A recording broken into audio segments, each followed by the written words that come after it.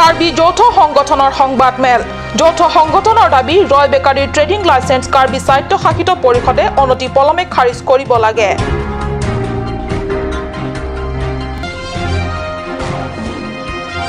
প্ৰধানমন্ত্ৰী গ্ৰামীণ আৱাস যোজনা গৃহ নিৰ্মাণত ব্যাপক অনিয়ম হাৰাঘাটত মধ্যভোগী দালালৰ ৰূপত ৰাজমিস্ত্ৰী কনিষ্ঠ অভিযন্তাৰ লুণ্ঠন ৰাজ। ডিফু বজাৰস্থিত ৰয় বেকাৰীৰ দোকান খোলাত বাধা আৰোপ কাৰ্বি সামাজিক সংগঠনৰ। নমস্কাৰ অসমীয়া প্ৰাইম টাইমলৈ স্বাগতম জনাইছো মই সঞ্চয়িতা তেৰণপিয়ে। এতিয়া আহিছো প্ৰথম খবৰলৈ। কাৰ্বি স্বায়ত্তশাসিত পৰিষদৰ ওচৰত ডিফুৰ ব্যৱসায় প্ৰতিষ্ঠান ৰয় বেকাৰী ট্ৰেডিং লাইসেন্স অনতি পলমে খাৰিজ কৰাৰ দাবী তুলিছে কেএছএ, জিজিকেএছএ, কেএফএ, ইউকেএছএ, ইউকেৱাইডিচি, কেৱাইঅ আৰু কেএছডিঅ আদি যৌথ সংগঠনে আজি বিয়লি 4:30 বজাত ততাতয়াকৈ আহ্বান কৰা সংবাদমেলত যৌথ সংগঠনে এই কথা স্পষ্ট কৰে। অক্টোবৰ মাহত খোৱা খাদ্য চেণ্ডউইচৰ বিষক্ৰিয়াৰ ফলত ডিফুৰ ৰেংমা পৰিয়াল এটিৰ গোটেই সদস্য অসুস্থ হৈ পৰা ঘটনাৰ পিছত বন্ধ হৈ পৰে দোকানখনৰ স্বত্বাধিকাৰীয়ে সংগঠনৰ সৈতে হোৱা চুক্তিক অৱমাননা কৰি 9 নৱেম্বৰৰ দিনা দোকান খোলাৰ কাৰ্যক লৈ খৰ্গহস্ত হৈ পৰে সংগঠন।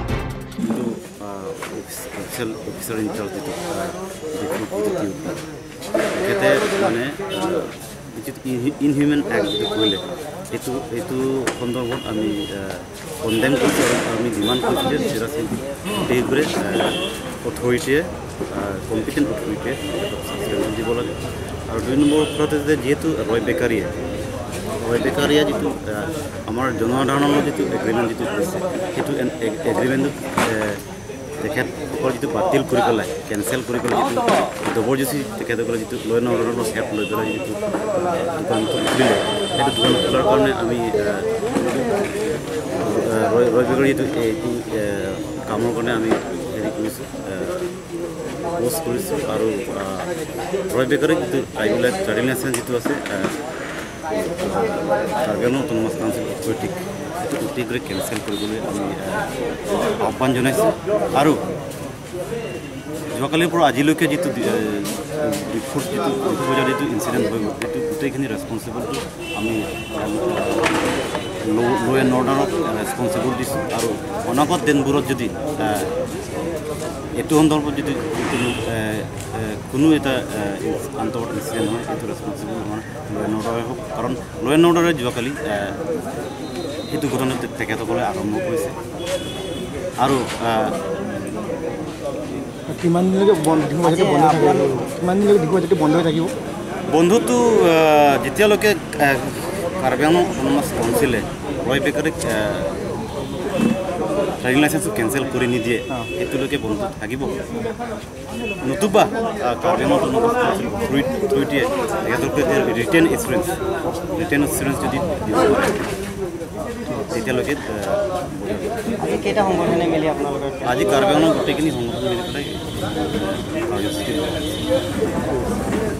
হয় সংগঠনৰ নেতৃত্বৰ চুক্তি আছিল বিষয়টোৰ বিচাৰাধীন হৈ থকালৈকে দোকান খুলিব নালাগে, কিন্তু বিচাৰ প্ৰক্ৰিয়া সমাধান নোহোৱাকৈ স্বত্বাধিকাৰীয়ে খুলি দিলে দোকান। তাৎপৰ্যপূৰ্ণভাৱে সম্প্ৰতি যৌথ সংগঠনৰ নেতৃত্বসকলে প্ৰতিষ্ঠানটোৰ ট্ৰেডিং লাইসেন্স অনতি পলমে খাৰিজ কৰাৰ দাবী তুলিছে। কেমেৰা পাৰ্চন ষ্টেফন টেৰণৰ সৈতে মঙ্গল সিংহৰ ৰিপৰ্ট কাট নিউজ। এইবাৰ প্ৰধানমন্ত্ৰী আৱাস যোজনাৰ গৃহ নিৰ্মাণৰ নামত ব্যাপক অনিয়মৰ অভিযোগ উত্থাপিত হৈছে কাৰ্বি আংলঙৰ হাওৰাঘাটত। সংশ্লিষ্ট উন্নয়ন খণ্ডৰ কনিষ্ঠ অভিযন্তাৰ সন্দেহজনক ভূমিকাৰ বাবে এতিয়া নিৰ্মাণ কাৰ্যত জড়িত ৰাজমিস্ত্ৰী উঠি ৰজা বহি ৰজা। বিভাগীয় বিষয়াৰ জ্ঞাতসাৰে সংশ্লিষ্ট ৰাজমিস্ত্ৰীসকলে এতিয়া পালন কৰিছে মধ্যভোগী দালালৰো ভূমিকা। কাৰ্বি আংলঙত এইবাৰ প্ৰধানমন্ত্ৰী গ্ৰামীণ আৱাস নিৰ্মাণৰ নামত চূড়ান্ত অনিয়ম। চৰকাৰৰ আবণ্টিত ধনৰ প্ৰতিটো কিস্তিত কনিষ্ঠ অভিযন্তাৰ নামত ক্ৰমে 1000, 1000 আৰু 500 টকাকৈ মুঠ 2500 টকা কমিশ্যন সংগ্ৰহৰ ফন্দি। ৰাজমিস্ত্ৰীৰ জৰিয়তে ইতিমধ্যে প্ৰথম কিস্তিৰ বাবদ সংগ্ৰহ 1000 টকা। কনিষ্ঠ অভিযন্তা ৰাজেশ তামাঙৰ ছত্ৰছায়াত চলিছে লুণ্ঠন ৰাজ। মধ্যভোগী দালালৰ ভূমিকাত সংশ্লিষ্ট ৰাজমিস্ত্ৰী। হাবেৰ দোকানৰে গোপন বুজাবুজিৰে পৰিমাণত কম আৰু নিম্ন মানদণ্ডৰ সামগ্ৰীৰে গৃহ নিৰ্মাণৰ গুৰুত্বৰ অভিযোগ হিতাধিকাৰীৰ আৰু তাৰপৰা এইবিলাকে কৈছে মানে ট্ৰান্সফাৰ কৰি দিলোঁ এতিয়া আকৌ টকা সোমাইছে নাই এতিয়া বৰ্তমান এতিয়া ৭৭,০০০ ৭৮,০০০ বুলি সোমাইছে বুলি শুনা পাই আছোঁ তাৰপিছত এতিয়া কি ঘৰ বনাম আমাৰ লগত দুখীয়া মানুহ ঘৰটো একদম ফটাফট হ'বই লাগে আমাৰ লগে কি ঘৰ নহ'ব বুলি আশা কৰিছে নেকি ঘৰ মানে 6 মাহ নহয় 3 মাহৰ ভিতৰত হ'লে ভাল আমাৰ লগ দুখীয়া মানুহ আমাৰ লগ ঘৰ হ'ব লাগে এতিয়া বনাব পৰা নাই কিয় বনাব পৰা নাই পইচা এতিয়া বেংকত আছে উঠা নাই এতিয়া মানে আমাৰ মিস্ত্ৰীকেইটা কৈ আছে মানে হাৰ্ডৱেৰ দোকানত মানে এই ৭৭,০০০ গোটেই মানুহ ভৰাই দিব লাগে বুজিছে তেতিয়া মিস্ত্ৰীয়ে কৰাব আৰু হাৰ্ডৱেৰ দোকান এই কৰাব খোকন নাম এই জায়গাটোৰ নাম কি এই জায়গাটাৰ নাম হলো উত্তৰ বাৰুৰ কালিবাৰী প্ৰথম আপুনি কিমান টকা পাইছে ফাৰ্ষ্টত পাইছোঁ ৩২,৫০০ ৩২,৫০০ ঘৰ হৈছে নে নাই আপোনাৰ ক'ত হৈছে মানে খালি ভিটা লেভেল হৈছে আৰু এতিয়া গাঁত পৰি আছে মাটি ভৰাব লাগে পইচাটো আপুনি নিজে উঠাইছে নে কোনে উঠাইছে না পইচা আমি নিজে উঠা নাই কোনে উঠাইছে পইচা আমি হাৰ্ডৱেৰ দোকানী একাউণ্টত মানে ট্ৰান্সফাৰ কৰি দিছে ট্ৰান্সফাৰ কৰি দিব লাগে বোলে কৰি লৈ গ'ল সিহঁতে কোনে কৈছে কৰিব লাগে বুলি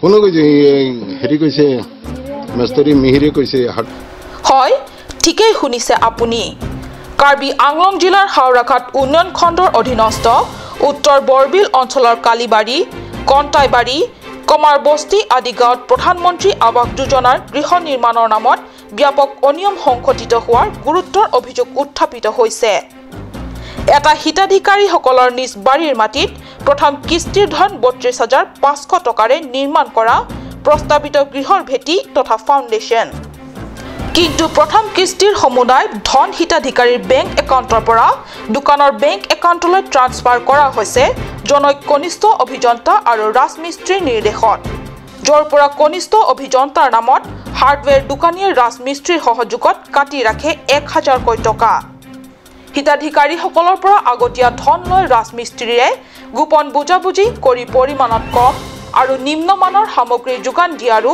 গুৰুত্বৰ অভিযোগ তুলিছে সংশ্লিষ্ট হিতাধিকাৰীয়ে এইদৰে হিতাধিকাৰীৰ বেংক একাউণ্টত সোমোৱা দ্বিতীয় কিস্তিৰ ধন ৭৮,০০০ টকা পুনৰ ৰাজমিস্ত্ৰী আৰু কনিষ্ঠ অভিযন্তাগৰাকীয়ে নিজে বাছনি কৰা হাৰ্ডৱেৰ বেংক একাউণ্টত একেলগে ট্ৰান্সফাৰ কৰি দিয়াৰ বাবে অহৰহ হেঁচা প্ৰয়োগ কৰি আছে মিস্ত্ৰীজনে ইয়াকে লৈ অঞ্চলটোৰ হিতাধিকাৰীসকলৰ মাজত তীব্ৰ প্ৰতিক্ৰিয়াৰ সৃষ্টি হৈছে হিতাধিকাৰীৰ ক্ষোভ শুনক তেওঁলোকৰ মুখৰে হেৰা মানে কি হেৰা মানে কি মেস্তরিরা কইছে যে কি যেন টাকা ট্রান্সফার দিতে লাগে তখন হেরা দিনে আমরা একদিনও কই না একদিন আজকে আয়া হেরা রাত্রে আইছে ৮টার সময় তখন আমরা কেউ ঘরে আছি কেউ ঘরে নাই সে কইছে যে ফরমে সই দিতে লাগবে তখন হার্ডওয়্যার দোকানিও আইলো মেস্তরিও আইলো দুইজন আইয়া রাত্রে ৮টার সময় হেরা আমাকে তখন সই নিছে উদ্র ফরমে এই টাকাটা দেওয়ার লাগে তখন হেরা দিনে আয়ালো যাক আমরা অফিন দিমু রাত্রে কেন আইছে হেরা সই লাগি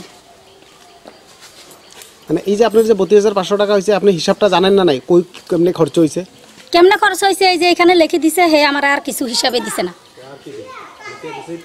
হয়তো এখানে দিছে সবগুলো পিছে এই সকল ৰাজমিস্ত্ৰী কিংবা তথাকথিত হাৰ্ডৱেৰ দোকানী দুৰ্নীতি অনিয়মৰ ক্ষেত্ৰত সৰ্বানন্দ সোণোৱাল চৰকাৰৰ শূন্য সহনশীলতা নীতিৰ পিছতো প্ৰধানমন্ত্ৰী গ্ৰামীণ আৱাস যোজনাৰ গৃহ নিৰ্মাণৰ নামত বিষয়া কৰ্মচাৰী এনে কমিছন ৰাজ তথা মিস্ত্ৰী আৰু হাৰ্ডৱেৰ দোকানৰ দৌৰাত্মৰ ৰহস্য কি সচেতন ৰাইজে এই অনিয়মৰ নিৰপেক্ষ তদন্ত দাবী কৰিছে হাওৰাঘাটৰ পৰা গৌতম চন্দাৰ ৰিপৰ্ট কাট news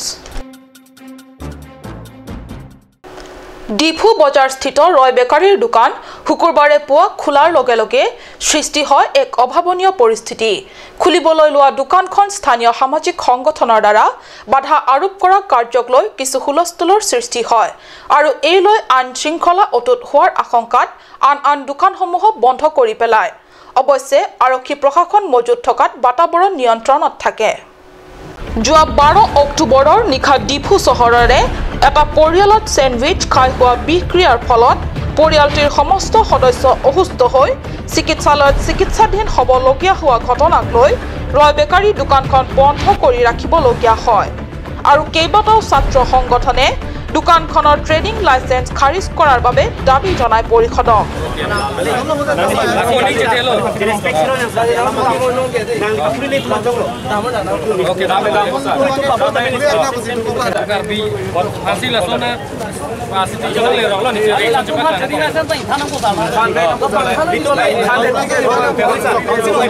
cancel setike ingkir klingko lain khane tike khulile sir ine inkhane tike khulilom le sir la cholo কিন্তু আজি প্ৰায় এমাহৰ মূৰতো কাৰ্বি স্বায়ত্তশাসিত পৰিষদে ব্যৱসায় প্ৰতিষ্ঠানটোৰ ওপৰত এনে ব্যৱস্থা গ্ৰহণ কৰা পৰিলক্ষিত নহল এই সন্দৰ্ভত আইনী প্ৰক্ৰিয়া অব্যাহত থাকে প্ৰায় এমাহৰ মূৰত দোকানখন খুলিবলৈ লৈ এইদৰে অভাৱনীয় পৰিস্থিতিৰ সৃষ্টি হোৱাৰ লগতে সামাজিক সংগঠনৰ কৰ্মীসকলে পুনৰ দোকানখন বন্ধ কৰিবলৈ বাধ্য কৰায় আৰু হিদিনাৰ বাবে সমগ্ৰ ডিপু চহৰৰ দোকান পোহাৰ বন্ধ ৰাখে বুকাজান ব্লক উন্নয়নৰ MGNৰেগা ইন্দিৰা আৱাস যোজনা আদি আঁচনিৰ সম্পৰ্কে পৰ্যালোচনা সভা অনুষ্ঠিত হয় ব্লক উন্নয়ন খণ্ডৰ কাৰ্যালয়ত কাৰ্বি আংলং স্বায়ত্তশাসিত পৰিষদৰ কাৰ্যবাহী সদস্য মাধুৰ্য ঢেকিয়াল ফুকনৰ সভাপতিত্বত অনুষ্ঠিত পৰ্যালোচনা সভাখনত পৰিষদৰ সদস্য লংকিতি মুং সদস্য মুকুট মহন্ত প্ৰাক্তন BLCCৰ অধ্যক্ষ বিপিন সাহু VDCৰ অধ্যক্ষ ঋষ সিংনাৰ প্ৰকল্প বিষয়া দীপক শৰ্মা কাৰ্যকৰী অভিযন্তা নৱজ্যোতি গোস্বামীকে ধৰি বিশিষ্ট ব্যক্তিসকল উপস্থিত থাকে সভাত 2017-18 বিত্তীয় বৰ্ষৰ MGNৰেগা কাৰ্য বুকাজান ব্লকৰ অধীনত 290টাকৈ কেইবাটাও স্থানত চলি আছে আৰু বুকাজান উন্নয়ন খণ্ডৰ এলেকাত 602 হিতাধিকাৰীৰ প্ৰদান কৰা ইন্দিৰা আৱাস যোজনা অধীনৰ নিৰ্মাণ কাৰ্যসমূহ ক'ত আৰু কেনেদৰে চলি আছে ইত্যাদিৰ খতিয়ান লয় মাধুৰ্য ঢেকিয়াল ফুকনে উল্লেখ্য সভাত খণ্ড উন্নয়নৰ কাৰ্যালয়ৰ বিষয়া কৰ্মচাৰীসকলে উপস্থিত থাকি কাৰ্যসমূহৰ ওপৰত বিস্তৃত বিৱৰণী দাঙি ধৰে পৰৱৰ্তী অংশলৈ যোৱাৰ আগতে লৈছো সমু বাণিজ্যিক বিৰতি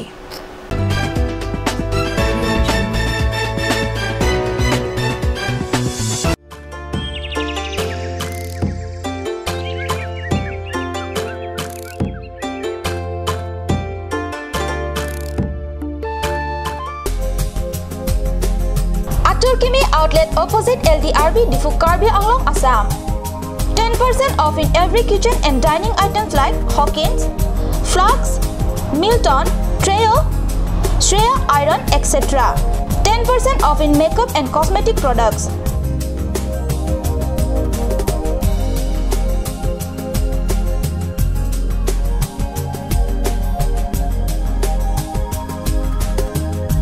And grocery items.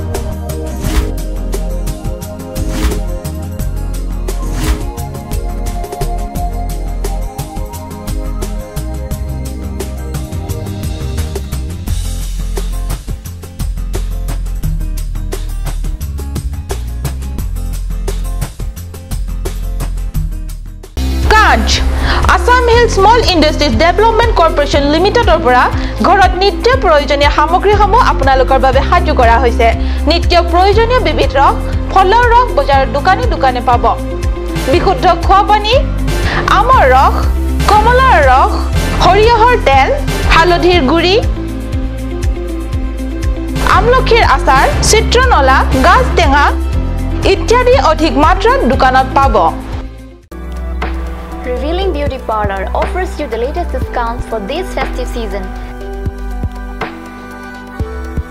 Starting from 1st of August to the 1st of December 2017.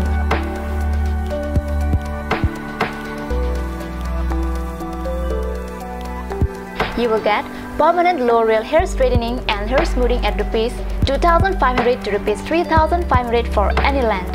10% of discount on every facial and L'Oreal hair spa. One beautiful package of L'Oreal hair spa, manicure and Sanish normal facial only ₹1,190. Girls, hurry up! The offer is limited.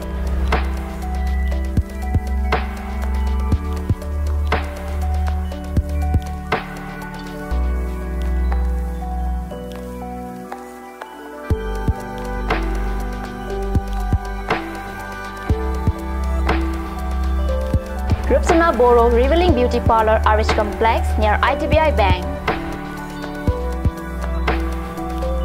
For more details, contact Rupsana Boro 9132858038 or 9957170867. আপুনি বাৰু বিশুদ্ধ খোৱা পানীৰ অভাৱ অনুভৱ কৰিছে নেকি? এতিয়া আৰু চিন্তা নাই, কাৰণ বজাৰলৈ আহিল কাঞ্চ ৱাটাৰ। বিজ্ঞানসন্মত উন্নত মানৰ প্ৰক্ৰিয়াৰে প্ৰস্তুত কৰা কাঞ্চ ৱাটাৰে আপোনাক দূষিত পানীৰ ভয়াৱহতাৰ পৰা আঁতৰত ৰাখিব। কাঞ্চ ৱাটাৰ।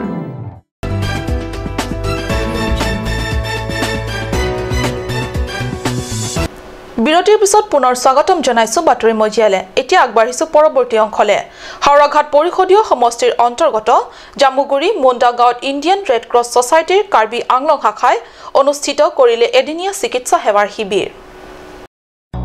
চিকিৎসা সেৱা শিবিৰৰ সমান্তৰালভাৱে অনুষ্ঠিত কৰা সভাত জামুগুৰি গাঁৱৰ ৮০% দৰিদ্ৰ পৰিয়ালৰ লোকসকলৰ মাজত স্বাস্থ্য পৰীক্ষা কৰাৰ লগতে ঔষধ পাতি আৰু থাল বাচন বস্ত্ৰ প্ৰদান কৰা হয়।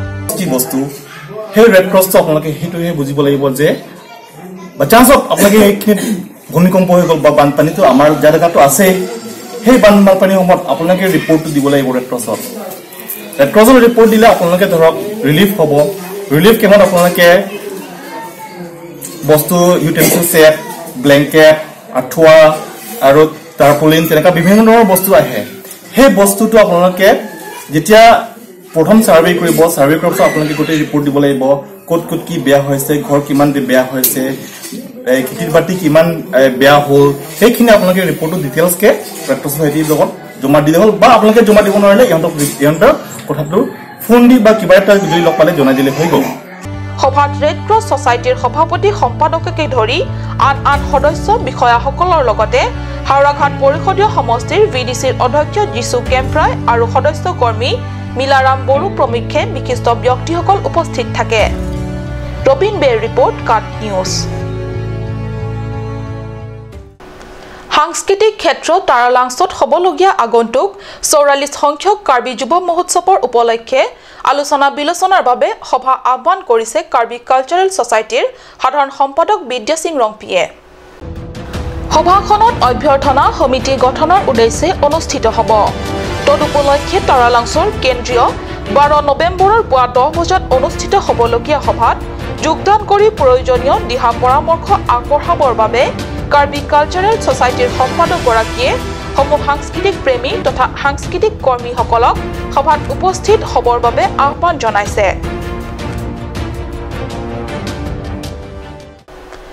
অসম মেঘালয় সীমান্তৰ সেউজীয়া পাহাৰৰ পাতদিশ উমৰু। পশ্চিম কাৰ্বি আংলঙৰ প্ৰধানকৈ নেপালী বসতি অঞ্চল এই উমৰুলৈ প্ৰতি বছৰে শীতৰ আগমনৰ লগে লগে আগমন হয় পৰিভ্ৰমী চৰাই আমুৰ পেলিকান। সাইবেৰিয়াৰ পৰা আহি উত্তৰ পূৰ্বাঞ্চল নাগালেণ্ডত প্ৰথমে প্ৰৱেশ কৰে। তাৰ পিছত ডিমা হাছাওৰ জাতিংগালৈ যায় চৰাইজাক। জাতিংগাৰ পৰা আহি উপস্থিত হয় পশ্চিম কাৰ্বি আংলঙৰ এই সেউজীয়া প্ৰকৃতিৰ ৰম্য কাননত। চাওঁ আহক বৈঠালাংছৰ পৰা জাচেন ইংহিৰ এই সুন্দৰ প্ৰতিবেদন। উমৰলৈ শিলদল ভাঙি উৰি অহা জাক জাক আমুৰ পেলিকান। চাওক ভ্ৰমণ পিয়াসী চৰাইজাকে কেনেদৰে নীলা আকাশৰ মাজেৰে জাক পাতি উৰি আহিছে উমৰুলৈ।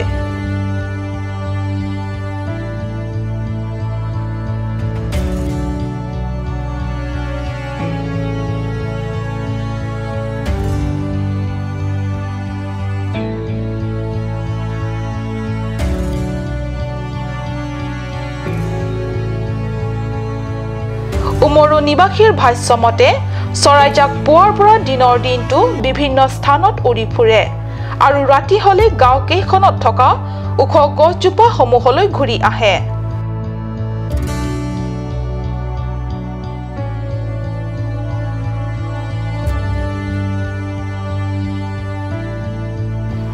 নিশাটো গছ কেইজোপাত কটায় আৰু পুনৰ পুৱা হলেই খাদ্যৰ অনুসন্ধানত বিভিন্ন স্থানলৈ উৰি গুচি যায় অতিথি চৰাইজাক। কেইদিনমান এনেদৰে উমৰুবাসীৰ আতিথ্যত থাকি পুনৰ হয়তো উৰি গুচি যাব অন্য ঠাইলৈ। ইয়াৰ লগে লগে অসমীয়া প্ৰাইম টাইমৰ পৰা মই সঞ্চিতাই বিদায় লৈছো। ধন্যবাদ।